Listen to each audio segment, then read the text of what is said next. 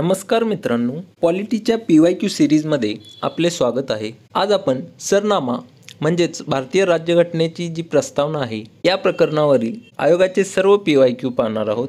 चला तर मग सुरुवात करूयात। पहिला प्रश्न पहा, 42व्या घटनादुरुस्तीने भारतीय राज्यघटनेच्या सरनाम्यात कोणते शब्द समाविष्ट करण्यात आले?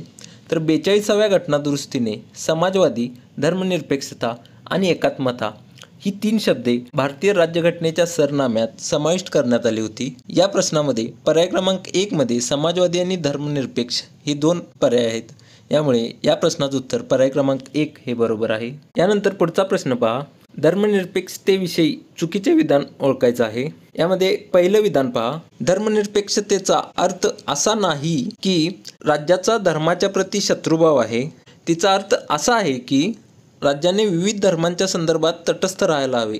धर्मनिरपेक्षतेचा अर्थ हा इथे बरोबर सूचित करण्यात आलेला आहे, कारण धर्मनिरपेक्षता म्हणजे कोणत्याही धर्माच्या शत्रुभाव न बाळगता एखाद्या धर्माच्या बाबतीत कोणताही मुद्दा उपस्थित झाला तर त्या बाबतीत राज्याने तटस्थ राहणे म्हणजेच धर्मनिरपेक्षता होय। त्यानंतर दुसरा विधान पहा, प्रत्येक धार्मिक संप्रदायास अथवा संघटनेस कोणती कर्मकांडे अथवा उत्सव त्यांच्या धर्माच्या तत्वानुसार आवश्यक आहेत हे ठरवण्याची पूर्ण स्वायत्ता आहे।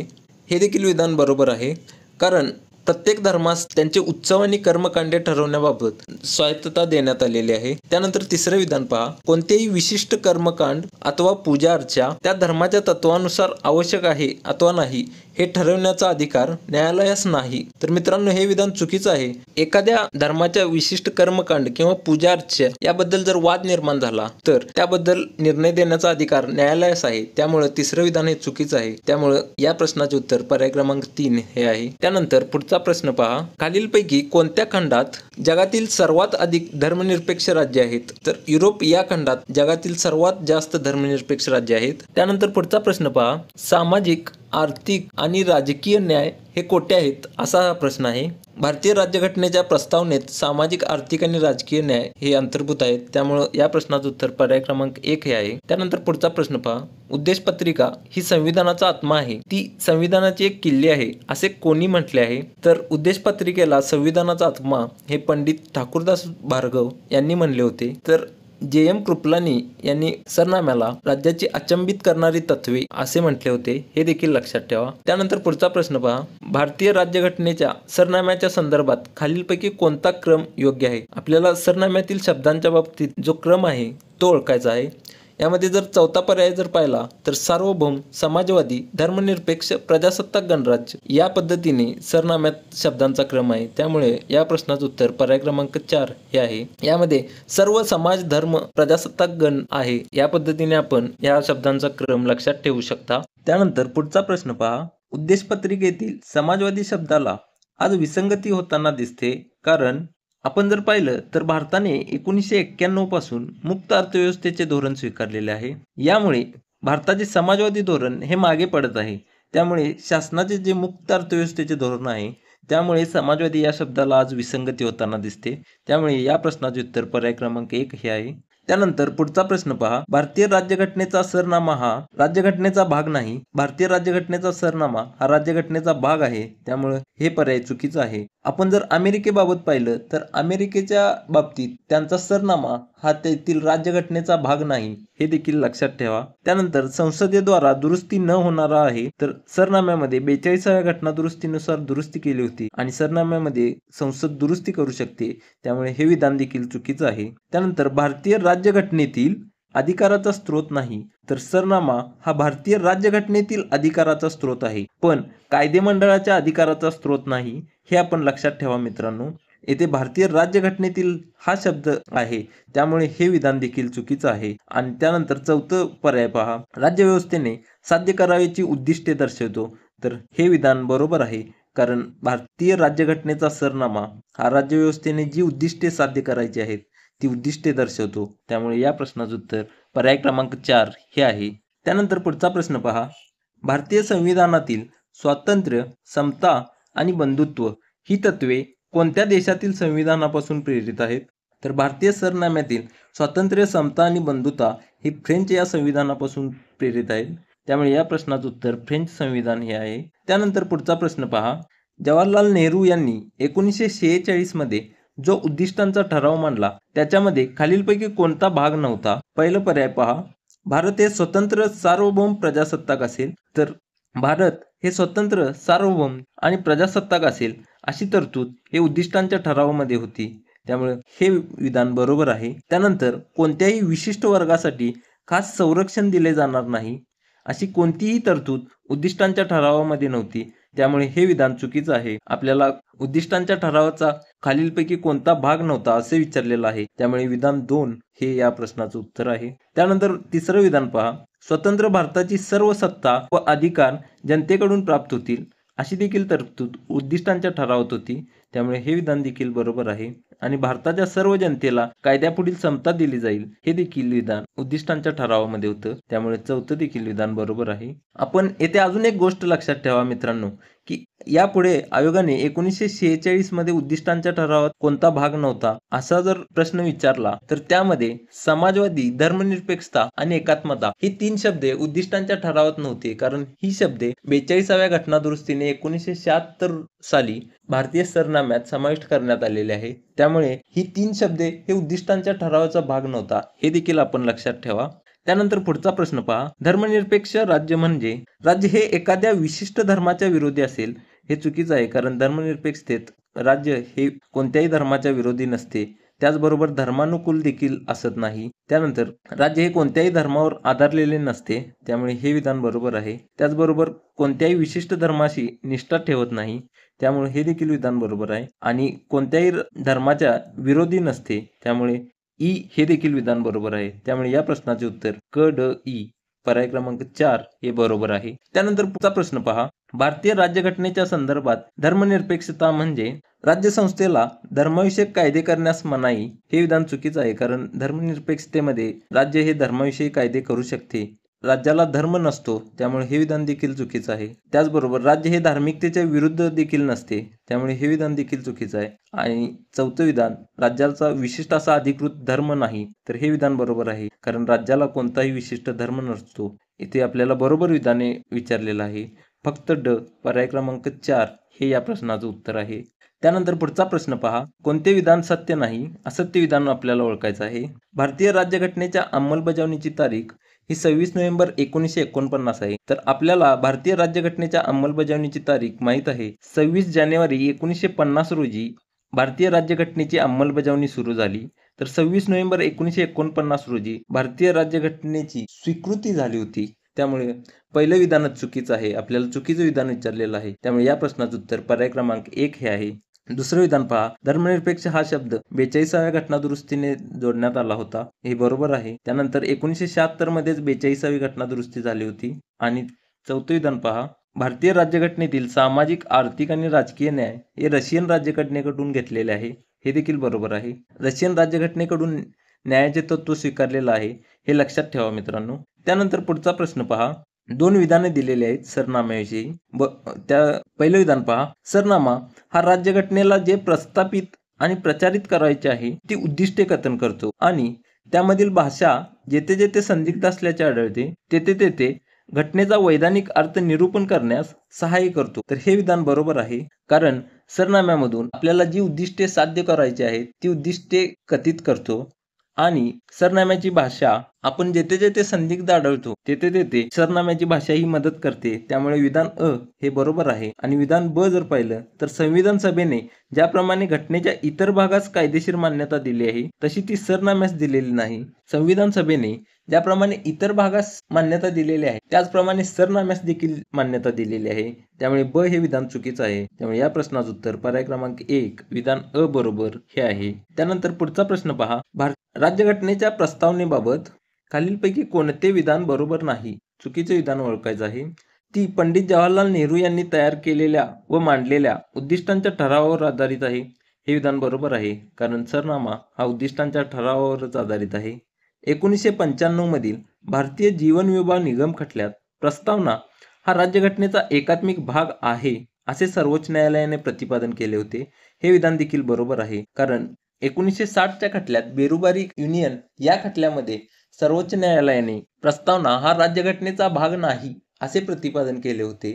पण 1973च्या केशवानंद खटल्यात आणि 1995च्या LIC म्हणजेच भारतीय जीवन विमा निगम खटल्यात प्रस्तावना हा राज्यघटनेचा एकात्मिक भाग आहे असे प्रतिपादन सर्वोच्च न्यायालयाने केले होते. त्यानंतर पुढचे विधान पहा. 1975च्या 42व्या घटनादुरुस्ती कायद्यान्वये प्रस्तावनेत समाजवादी, धर्मनिरपेक्ष आणि एकता या 3 नवीन शब्दांचा समावेश करण्यात आला आहे. आपण जर पाहिलं तर 1975 हे चुकीचं आहे, कारण 1976 साली 42वी घटनादुरुस्ती करण्यात आली होती आणि त्याचबरोबर एकता हा शब्द नसून एकात्मता हे शब्द आहे, त्यामुळे हे विधान चुकीचं आहे. त्यामुळे या प्रश्नाचं उत्तर पर्याय क्रमांक 3 हे आहे. त्यानंतर पुढचे विधान पहा. प्रस्तावना हा कायदेमंडळाच्या अधिकाराचा स्रोतही नाही व त्यांच्या अधिकारांवर बंधनेही घालत नाही. तर हे विधान बरोबर आहे, कारण प्रस्तावना हा कायदेमंडळाच्या अधिकाराचा स्रोत नाही आणि त्याचबरोबर त्यांच्या अधिकारावर देखील बंधने घालत नाही. त्यानंतर पुढचा प्रश्न पहा. 1976च्या 42व्या घटनादुरुस्ती अधिनियमाबाबत खालीलपैकी कोणते विधान चुकीचे आहे? चुकीचे विधान आपल्याला ओळखायचं आहे. यामध्ये पहिले विधान पहा. सरनाम्यामध्ये फक्त समाजवादी आणि धर्मनिरपेक्ष हे 2 नवीन शब्द जोडण्यात आले. तर हे विधान चुकीचं आहे, कारण 42व्या घटनादुरुस्तीने सरनाम्यामध्ये समाजवादी, धर्मनिरपेक्षता आणि एकात्मता ही 3 शब्द जोडण्यात आले होते. त्यामुळे हे विधान चुकीचं होतं. त्यामुळे या प्रश्नाचं उत्तर पर्याय क्रमांक 1 हेच आहे. मित्रांनो, इथे एक गोष्ट लक्षात ठेवा की या विधानामध्ये फक्त हा शब्द आहे, त्यामुळे हे विधान चुकीचं आहे. एखाद्या वेळेस आयोगाने येथे सरनाम्यामध्ये समाजवादी व धर्मनिरपेक्षता हे शब्द जोडण्यात आले तर हे विधान बरोबर ठरतं, कारण येथे फक्त या शब्दामुळे हे विधान चुकीचं आहे, कारण सरनाम्यामध्ये समाजवादी व धर्मनिरपेक्षता हे 2 शब्द जोडलेलंच आहे. तर एकात्मता हे 3रं शब्द देखील जोडलेलं आहे, त्यामुळं फक्त या शब्दामुळे हे विधान चुकीचं आहे. आपण कोणतेही प्रश्न सोडवताना अशा प्रकारचे काळजीपूर्वक वाचन करणं गरजेचं आहे. त्यानंतर दुसरं विधान पहा. 42व्या घटनादुरुस्तीने मंत्रिमंडळाचा सल्ला हा राष्ट्रपतींवर बंधनकारक करण्यात आला होता. हे विधान बरोबर आहे. त्यानंतर 42व्या घटनादुरुस्तीनुसारच सर्वोच्च न्यायालय आणि उच्च न्यायालयाचे न्यायिक पुनर्विलोकनाचे अधिकार क्षेत्र हे मर्यादित करण्यात आले होते आणि लोकसभेचा आणि राज्यसभेचा कार्यकाल हा 5 वरून 6 वर्षे करण्यात आला होता. त्यामुळं दुसरं, तिसरं आणि चौथं विधान हे बरोबर आहेत. त्यानंतर पुढचा प्रश्न पहा. भारतीय राज्यघटनेच्या सरनाम्याच्या सुरुवातीला समाविष्ट करण्यात आलेले आम्ही लोक हे शब्द कोणत्या राज्यघटनेमधून घेण्यात आलेले आहेत? भारतीय सरनामा हा अमेरिकेच्या राज्यघटनेकडून घेण्यात आलेला आहे. त्याचबरोबर आम्ही लोक हे शब्द देखील अमेरिकेच्याच राज्यघटनेकडून घेण्यात आलेला आहे. त्यानंतर पुढचा प्रश्न पहा. भारतीय राज्यघटनेच्या प्रास्ताविकानुसार भारत हे प्रजासत्ताक आहे. प्रजासत्ताकाचा अर्थ कोणता? आपल्याला प्रजासत्ताकाचा अर्थ विचारलेला आहे. कोणत्याही राष्ट्राचा राष्ट्रप्रमुख हा विशिष्ट काळासाठी जनतेकडून निवडून दिलेला असल्यास ते राष्ट्र हे प्रजासत्ताक म्हणून ओळखले जाते. येथे पहा, राज्यकर्ता हा वंश परंपरागत नसतो, जनतेकडून निवडून आलेला असतो, म्हणजेच तो वंश परंपरागत नसतो. हे विधान बरोबर आहे. सार्वभौम सत्ता केंद्रीय मंत्रिमंडळामध्ये असते, याचा आणि प्रजासत्ताकाचा काही संबंध नाही. त्यानंतर शासन प्रमुख हा जनतेकडून विशिष्ट काळासाठी निवडला जातो. शासन प्रमुख नसून राष्ट्रप्रमुख ही शब्दरचना त्यामध्ये पाहिजे होती, त्यामुळे हे विधान देखील चुकीचं आहे. आणि राष्ट्रप्रमुख हा जनतेकडून विशिष्ट काळासाठी निवडला जातो, हे विधान देखील बरोबर आहे. त्यामुळे या प्रश्नाचं उत्तर अ आणि ड हे बरोबर. त्यामुळे पर्याय क्रमांक 4 हे या प्रश्नाचं उत्तर आहे. त्यानंतर पुढचा प्रश्न पहा. 3 विधान दिलेले आहेत. त्यातील पहिलं विधान पहा. सरनामा हा राज्यघटनेच्या मूलभूत वैशिष्ट्यांची संपूर्ण सूची प्रदान करतो. आपण राज्यघटनेची जर मूलभूत वैशिष्ट्ये पाहिली तर न्यायालयीन पुनर्विलोकन, कायद्यासमोर समानता यासारख्या मूलभूत वैशिष्ट्यांचा सरनाम्याशी काहीही संबंध नाही. त्यामुळे इथं जर काळजीपूर्वक आपण विधान वाचलं तर संपूर्ण सूची ही सरनामा प्रदान करू शकत नाही, कारण न्यायालयीन पुनर्विलोकन, कायद्यासमोर समानता, राज्याची मार्गदर्शक तत्वे यासारखी मूलभूत वैशिष्ट्ये ही सरनाम्यातून व्यक्त होत नाहीत. त्यामुळे हे विधान चुकीचं ठरतं. मित्रांनो, कोणत्याही प्रश्नामध्ये संपूर्ण, किंवा नेहमी यासारखी जर शब्दरचना असेल तर ते वाक्य काळजीपूर्वक वाचायचं आणि मगच आपण उत्तराकडे जायचं आहे. त्यानंतर पुढचं विधान पहा. सरनाम्यात घटनाकारांच्या वास्तविक उद्दिष्टाचा आणि तत्वज्ञानाचा समावेश आहे. हे विधान बरोबर आहे. त्यानंतर सरनाम्यातील न्याय ही संकल्पना न्यायालयाने दिलेल्या संकुचित वैधानिक न्याय इतकी मर्यादित नाही. हे देखील विधान बरोबर आहे, कारण सरनाम्यातील न्याय ही संकल्पना खूप विस्तृत आहे, ती न्यायालयाने दिलेल्या न्याय इतकी मर्यादित नसते. त्यामुळे इथे आपल्याला चुकीचे विधान विचारलेलं आहे. त्यामुळे फक्त हे विधान चुकीचं असल्यामुळे पर्याय क्रमांक 1 हे याचं बरोबर उत्तर आहे. त्यानंतर पुढचा प्रश्न पहा. भारतीय राज्यघटनेच्या उद्देश पत्रिकेनुसार भारत हे गणराज्य आहे. तर गणराज्याचा अर्थ कोणता? गणराज्यानुसार देशात अनुवंशिक राज्यकर्ता नसतो, त्यामुळे हे विधान बरोबर आहे. आणि देशाचा प्रमुख हा विशिष्ट कालावधीसाठी जनतेकडून प्रत्यक्ष अथवा अप्रत्यक्षरित्या निवडलेला असतो, त्यामुळे हे विधान देखील बरोबर आहे. या प्रश्नाचं उत्तर दोन्ही विधाने बरोबर, पर्याय क्रमांक 4 हे आहे. त्यानंतर पुढचा प्रश्न पहा, 3 विधाने दिलेली आहेत. त्यामध्ये पहिलं विधान पहा, धर्मनिरपेक्ष राज्य म्हणजे राज्य सर्व धर्मांचे समान संरक्षण करते आणि कोणताही एक राज्य धर्म म्हणून मानत नाही. हे विधान बरोबर आहे, कारण राज्य कोणताही एक धर्म हा राज्य धर्म म्हणून धर्मनिरपेक्षतेमध्ये मानत नसतो. त्यानंतर राज्यघटनेच्या शिल्पकारांनी अनुच्छेद 25, 26 आणि 27 स्वीकारून धर्मनिरपेक्षतेला चालना दिलेली आहे. हे देखील विधान बरोबर आहे, कारण 25 नुसार प्रत्येक व्यक्तीला आपल्या सत्सद विवेकबुद्धीनुसार धर्म निवडण्याचा, त्यानंतर 26ने धर्माचे व्यवस्थापन करण्याचा आणि 27ने धर्माबाबत कर देण्याचा याबाबतचे मूलभूत हक्क दिलेले आहेत. त्यामुळे ही हक्के ही धर्मनिरपेक्षतेला चालना देतात. त्यानंतर धर्मनिरपेक्षता हा राज्यघटनेच्या पायाभूत संरचनेचा भाग आहे. हे देखील विधान बरोबर आहे, कारण केशवानंद खटल्यानुसार जी मूलभूत संरचना हे तत्व न्यायालयाने मांडले, या तत्वामध्ये धर्मनिरपेक्षतेला सर्वोच्च न्यायालयाने समाविष्ट केलेले आहे. त्यामुळे हे विधान देखील बरोबर आहे. बरोबर विधान विचारलेले आहेत, त्यामुळे वरील सर्व हे या प्रश्नाचं उत्तर आहे. त्यानंतर पुढचा प्रश्न पहा, भारतीय राज्यघटनेच्या सरनाम्याबाबत खालील विधाने विचारात घ्या. यामध्ये पहिलं विधान पहा, सरनामा हा राज्यघटनेचे अविभाज्य अंग आहे. हे विधान बरोबर आहे, पण अमेरिकेच्या बाबतीत सरनामा हा तेथील राज्यघटनेचा भाग नाही, हे देखील लक्षात ठेवा. त्यानंतर सरनाम्यातील तरतुदी या न्यायालयाद्वारे अंमलात आणता येतात, तर हे विधान चुकीचं आहे. सरनाम्यातील तरतुदी या न्यायालयाद्वारे अंमलात आणता येत नाहीत. मूलभूत हक्क यातील तरतुदीच न्यायालयाद्वारे अंमलात आणता येतात. त्यानंतर पुढचे विधान पहा, सरनामा हा विधिमंडळाच्या अधिकाराचे स्त्रोत म्हणून कार्य करू शकतो, तर हे विधान देखील चुकीचं आहे, कारण सरनामा हा विधिमंडळाच्या अधिकाराचा स्त्रोत नाही. त्यामुळे येथे फक्त हे विधान बरोबर आहे. बरोबर विधाने विचारलेले आहेत. या प्रश्नाचं उत्तर पर्याय क्रमांक 1 हे आहे. त्यानंतर पुढचा प्रश्न पहा, भारत हे गणराज्य आहे.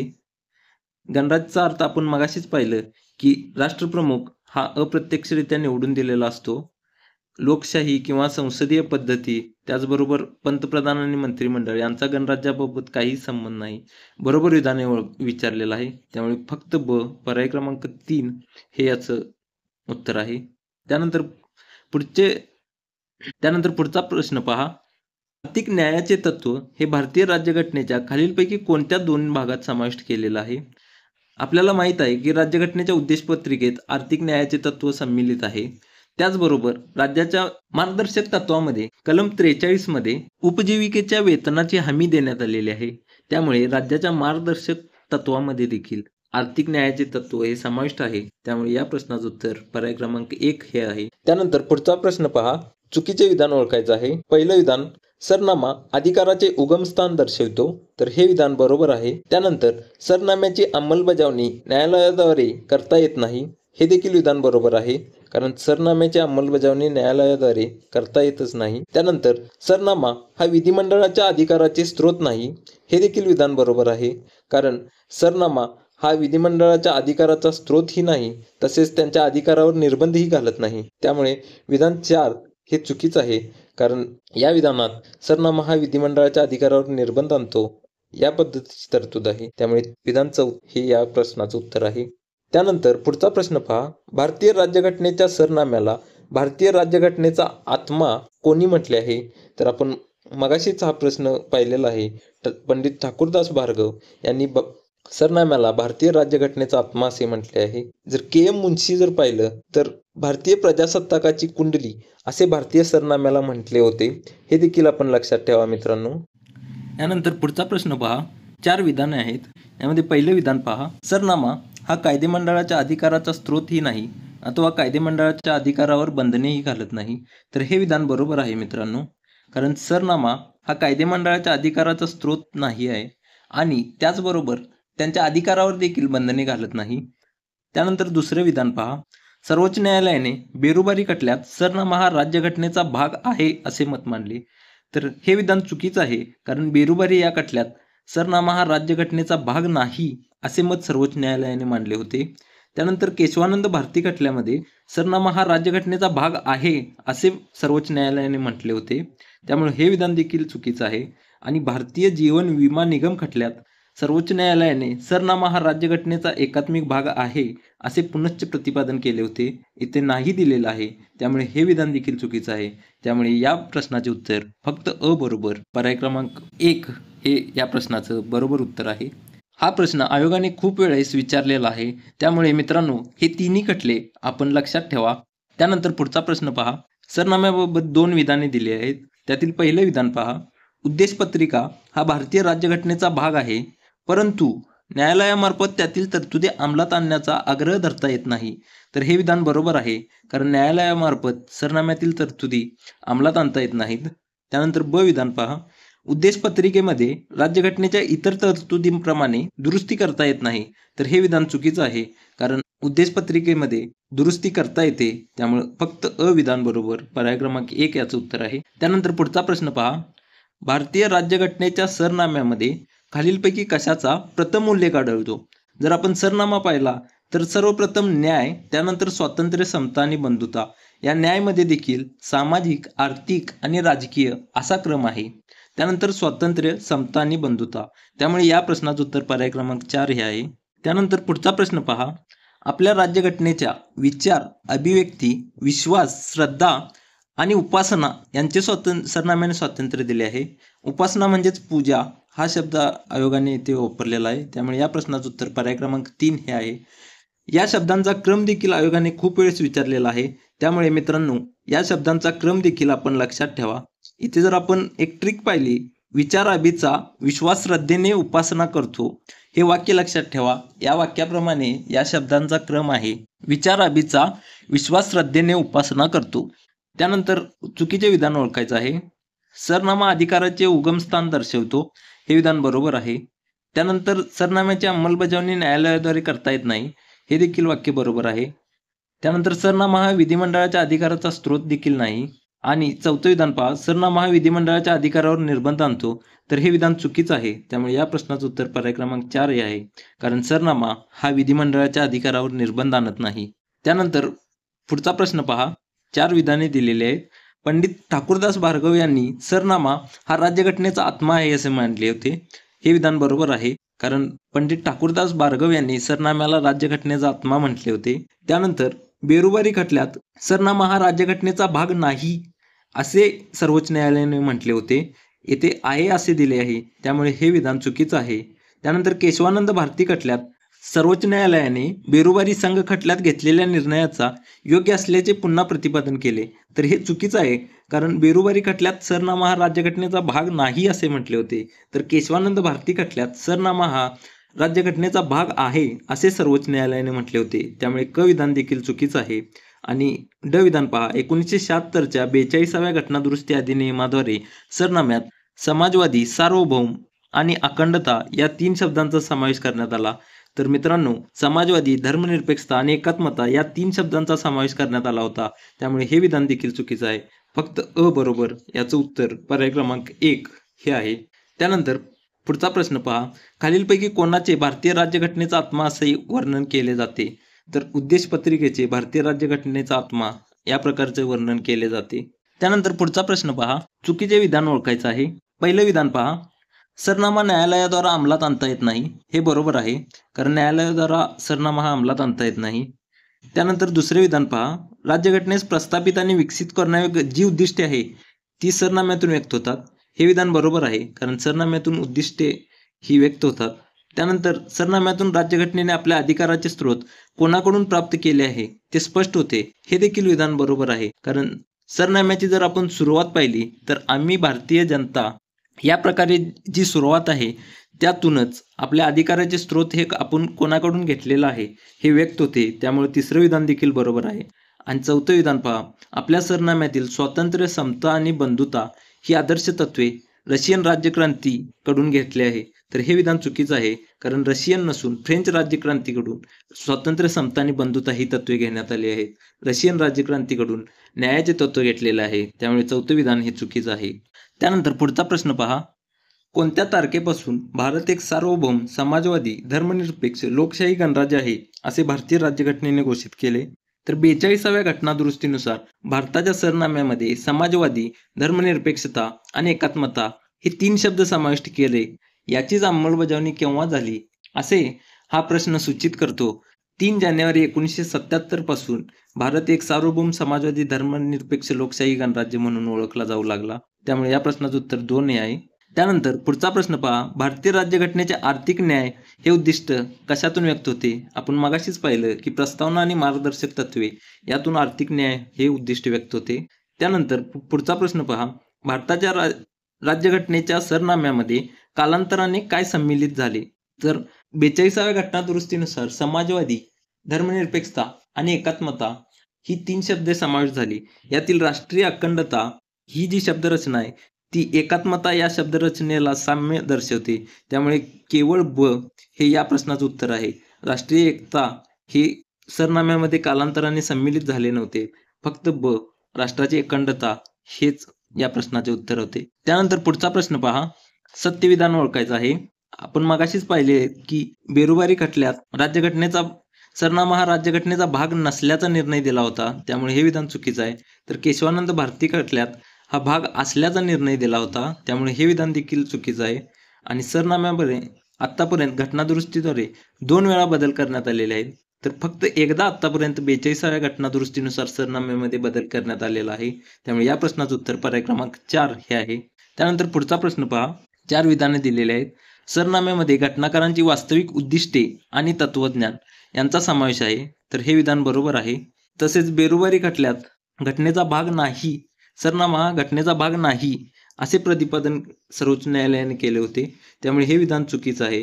तसेच केशवानंद भारती खटल्यात बेरुबारी खटल्यातील निर्णय बदललेला होता. त्यामुळे हे देखील विधान चुकीचं आहे. आणि 1976च्या 42व्या घटनादुरुस्ती अधिनियमाद्वारे समाजवादी, धर्मनिरपेक्षता आणि एकात्मता या शब्दांचा समावेश करण्यात आला होता. सार्वभौम आणि अखंडता हे शब्द पूर्वीपासून होते. सार्वभौम आणि अखंडता या शब्दांचा समावेश करण्यात आला नव्हता. त्यामुळे हे विधान देखील चुकीचं आहे. फक्त अ बरोबर पर्याय क्रमांक 1 या प्रश्नाचं उत्तर आहे. त्यानंतर पुढचा प्रश्न पहा. 3 विधाने दिलेली आहेत. त्यातील पहिलं विधान पहा. भारतीय संविधानाची उद्देशपत्रिका ही संविधानाचा भाग असून त्यामध्ये 368व्या कलमानुसार दुरुस्ती करता येते. तर भारतीय संविधानाच्या उद्देशपत्रिकेमध्ये कलम 368 मध्ये जी घटनादुरुस्तीची प्रक्रिया आहे त्यानुसार आपल्याला बदल करता येतो. त्यामुळे हे विधान बरोबर आहे. त्यानंतर ब विधान पहा. भारतीय संविधानाची उद्देशपत्रिका संविधानाचा भाग नाही, त्यामध्ये दुरुस्ती करता येत नाही. हे विधान चुकीचं आहे. कारण उद्देशपत्रिका हा संविधानाचा भाग असून त्यामध्ये दुरुस्ती करता येते. त्याचबरोबर क विधान पहा. उद्देशपत्रिका ही संविधानाचा भाग आहे आणि त्यामध्ये संविधानाच्या मौलिक संरचनेला धक्का न लावता दुरुस्ती करता येते. हे देखील विधान बरोबर आहे. बरोबर विधाने विचारलेलं आहेत. त्यामुळे अ आणि क पर्याय क्रमांक 4 हे याचं उत्तर आहे. त्यानंतर पुढचा प्रश्न पहा. गटाबाहेरचा शब्द ओळखायचा आहे. विचार, अभिव्यक्ती, विश्वास, श्रद्धा, उपासना आणि सामाजिक यामध्ये सामाजिक हा शब्द वेगळा आहे. कारण विचार, अभिव्यक्ती, विश्वास, श्रद्धा, उपासना हे घटनेच्या सरनाम्यामध्ये नमूद आहेत. त्यामुळे पर्याय क्रमांक 4 हा गटाबाहेरचा आहे, सामाजिक. त्यानंतर पुढचा प्रश्न पहा. 42व्या घटनादुरुस्तीद्वारे उद्देशपत्रिकेमध्ये कोणते शब्द जोडण्यात आले असा प्रश्न आहे.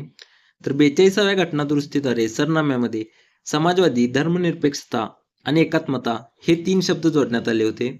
या प्रश्नामध्ये पहा. समाजवादी, धर्मनिरपेक्षता, प्रजासत्ताक हा शब्द पहिल्यापासूनच होता. त्यामुळे हा शब्द यामध्ये येणार नाही. आणि राष्ट्राची एकता अशी शब्दरचना नसून एकात्मता हे शब्द 42व्या घटनादुरुस्तीद्वारे जोडण्यात आले होते. पण आयोगाने या प्रश्नाचे उत्तर अ, ब, ड बरोबर असे दिलेले आहे. हे आपण लक्षात घ्यायचे.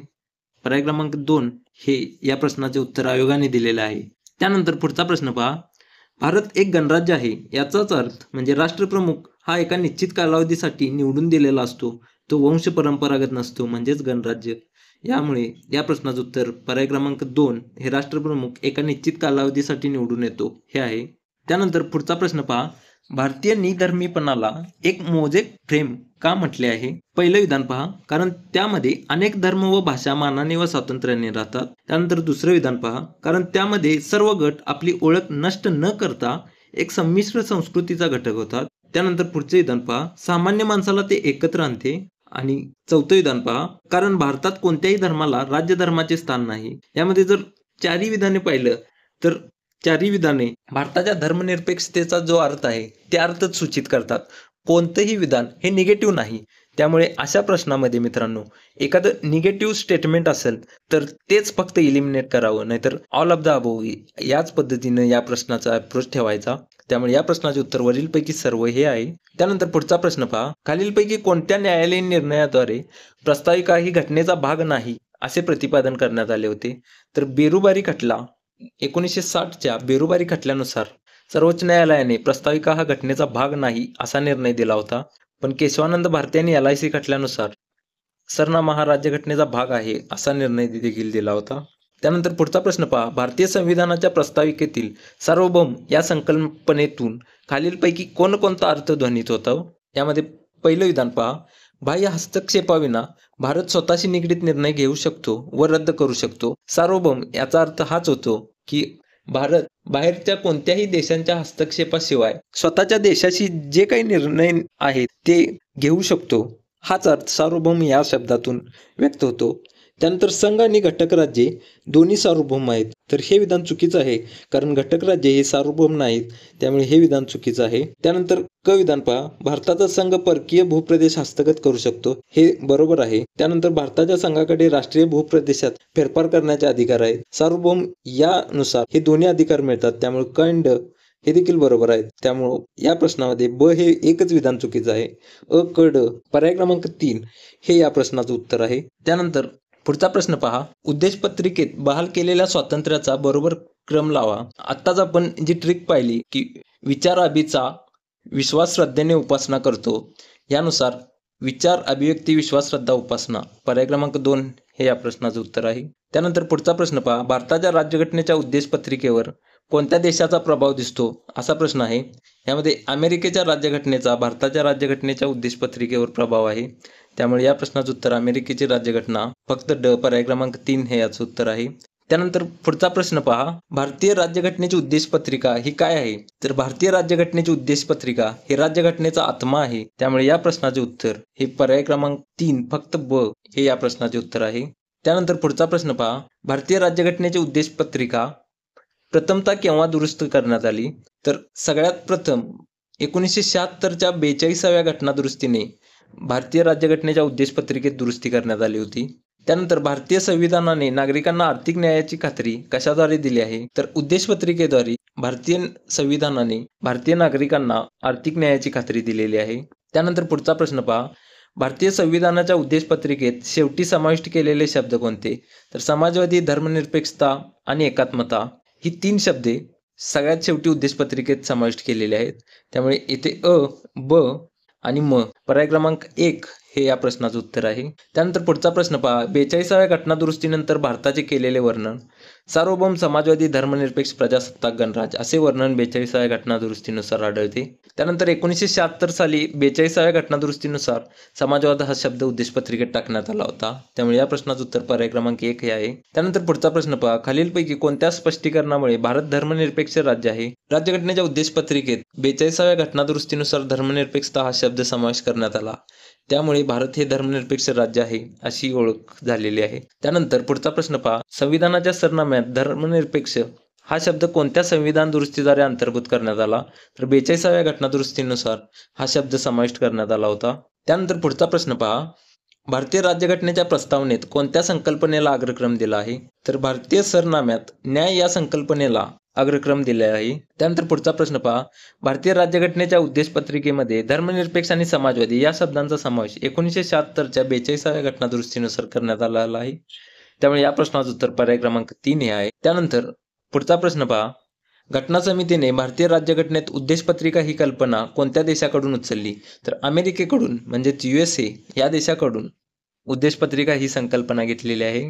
मित्रांनो, आज आपण राज्यघटनेचा सरनामा या प्रकरणावरील आयोगाचे सर्व PYQ पाहिलेलं आहे. या प्रकरणावर एकूण 63 PYQ आहे. या सर्व PYQचा वारंवार रिव्हिजन करणे हे आपल्याला शक्य होत नाही, कारण त्यामध्ये खूप टाइम जातो आणि इतर विषयाचे देखील आपल्याला रिव्हिजन करायचे असते. त्यामुळे आपण या PYQचा काही महत्त्वाचा घटक आणि इतर या प्रकरणावरील इतर महत्त्वाचे घटक यांचे एक नोट्स काढून त्याचे वारंवार रिव्हिजन करावे. याच पद्धतीचे नोट्स आपण आपल्याला उपलब्ध करून देणार आहोत आणि त्याच पद्धतीने यावर एक पुढचा व्हिडिओ देखील बनवणार आहोत. तर आपण यानंतर पुढच्या भागातच भेटूयात. धन्यवाद.